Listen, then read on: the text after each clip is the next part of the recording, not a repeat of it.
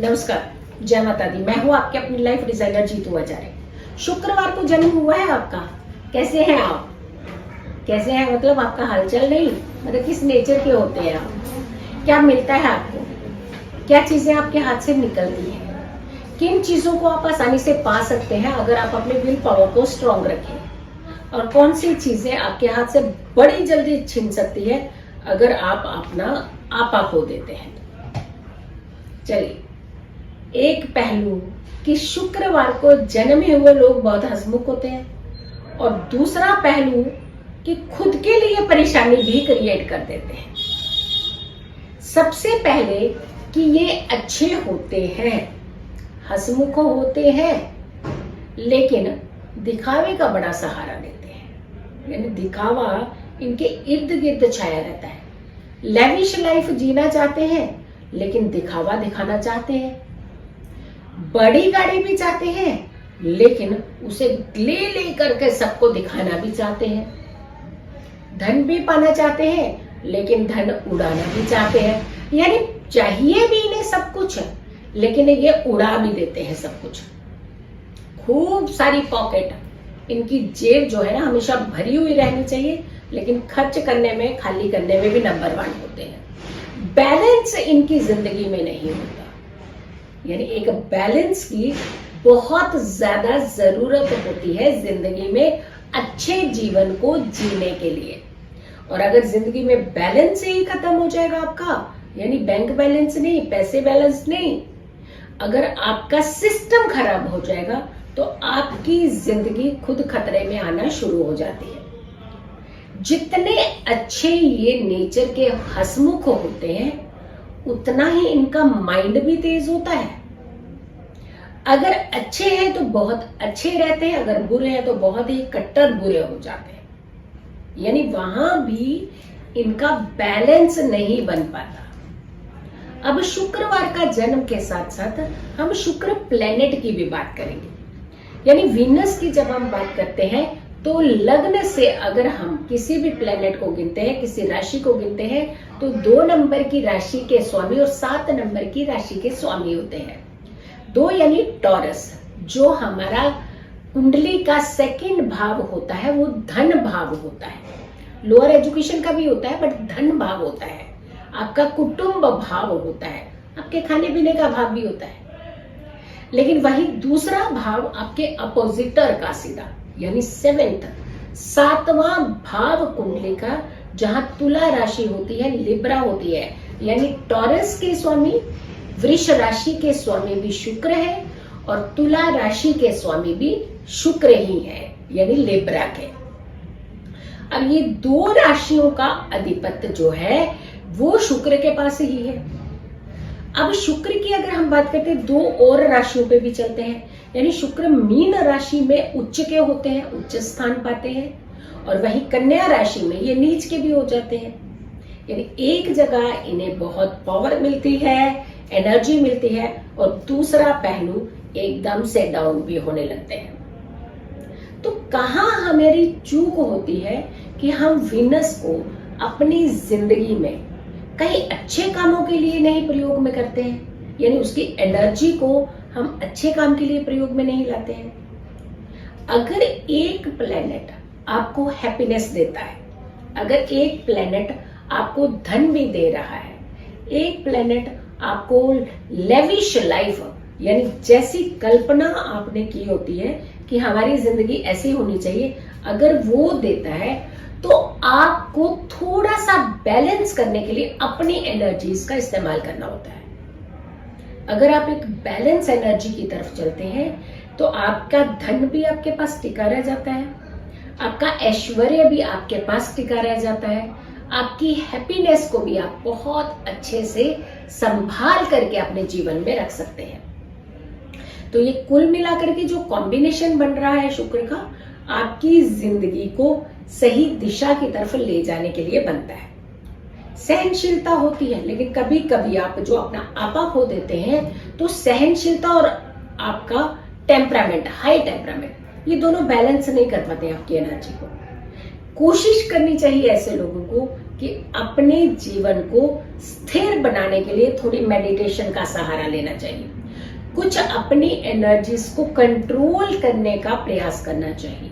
जो इधर उधर आपकी एनर्जीज बिखरती हैं, उन एनर्जीज को एकत्र करना चाहिए और उन एनर्जी से अपनी एनर्जीज को पॉजिटिव करना चाहिए। कठिनाइयों का सामना कर लेते हैं, वे आउट निकाल लेते हैं। यानी ऐसे व्यक्तियों को अगर कोई परेशानी आती है तो इनके लिए एक सोर्स भी साथ में आता है, यानी कोई ना कोई इन्हें सहायता करने के लिए आ ही जाता है। कोई भगवान का रूप बन के आ जाता है, कोई इंसान का रूप बन के आ जाता है। यानी इनके लिए कुल मिलाकर के कुछ सोर्सेस जो है वो बन ही जाते हैं इनकी सेफ्टी, इनकी सिक्योरिटी और इनकी लेविश लाइफ को बचाए रखने के लिए। कलाकार बड़े स्ट्रांग होते हैं, यानी जॉलीपन, कलाकार, सौंदर्य, ब्यूटी इनके पास काफी इर्द गिर्द रहती है, तभी तो जल्दी से दूसरों के ऊपर अपने आप को हावी कर लेते हैं। यानी अपनी जो ब्यूटी के माध्यम से दूसरा व्यक्ति इनसे अट्रैक्ट होता है। अब अट्रैक्ट होता है दूसरा व्यक्ति तो इन लोगों को भी वहां बैलेंस बनाने की जरूरत होती है। यानी वहां अपनी एनर्जीज को कंट्रोल करते हुए अपनी सेफ्टी का रास्ता इन्हें जरूर ढूंढ लेना चाहिए। वहां भी आपके माइंड की, आपके होशो आवाज की जरूरत होती है। यानी एनर्जीज तो आपके इर्द गिर्द ही है, आप ही के आसपास है।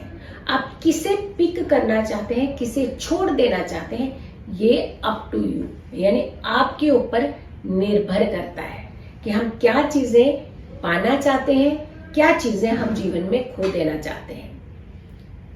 आदान प्रदान बड़ी जल्दी कर लेते हैं ये, यानी चीजों का आदान प्रदान हो, धन का आदान प्रदान हो, बहुत जल्दी कर देते हैं। जल्दबाजी भी इनकी जिंदगी में परेशानी का कारण बन जाती है।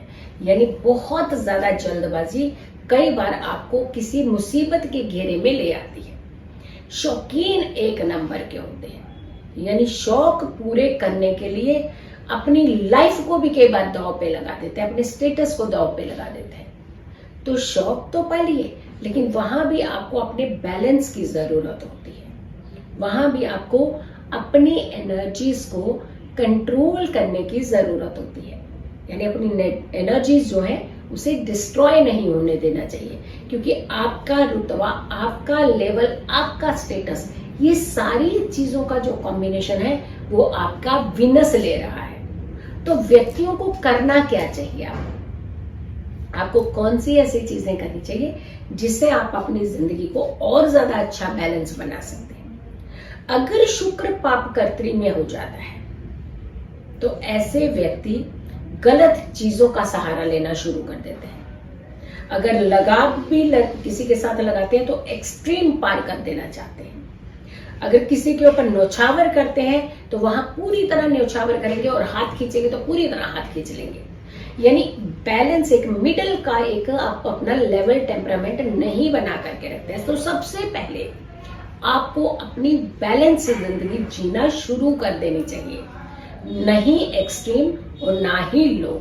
एक मिडल का एक ऐसा रास्ता इख्तियार करना चाहिए, चाहे वो आपकी एनर्जीज का हो, चाहे आपके धन माध्यम का हो, चाहे आपके सोर्सेस का हो, चाहे आपके माइंड के कुछ डिसीजंस का हो।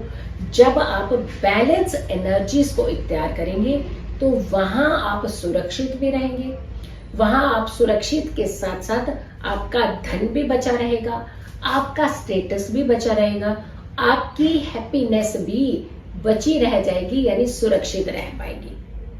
तो ये आपका बैलेंस जो है, ये आपका एक सिस्टम जो है, वो आपकी सारी एनर्जीज को आप तक संजो करके रख सकता है। तो देखा आपने, शुक्र की एनर्जीज को पहचानो। जन्म आपका शुक्रवार को हुआ है, लेकिन आपने करना क्या क्या है? पूजा भक्ति करनी चाहिए, मेडिटेशन करनी चाहिए। इन लोगों को एक्सेस दिखावा नहीं करना चाहिए, क्योंकि जो चीजें हम नहीं करते हैं वही हमारे लिए उपाय और सेफ्टी भी होती है। और भगवान विष्णु की आराधना करनी चाहिए, माँ लक्ष्मी की इन्हें आराधना करनी चाहिए। डेफिनेटली इन्हें सूर्योदय से पहले का स्नान जरूर लेना चाहिए। हमेशा सुगंधित चीजों का प्रयोग करना चाहिए। और अगर कुंडली में शुक्र पीड़ित है तो इन्हें ओपल रत्न भी धारण करना चाहिए। मेरी इस वीडियो को ज्यादा से ज्यादा लोगों तक जरूर पहुंचाएं और हर वीडियो के ऊपर आप कमेंट्स जरूर करें, लाइक जरूर करें और शेयर जरूर करें। खुश रहें, स्वस्थ रहें, पॉजिटिव रहें। पॉजिटिव रहते हैं तो हर समस्या से हम दूर रहते हैं। जल्दी हाजिर होंगे एक अच्छी वीडियो के साथ। तब तक के लिए नमस्कार।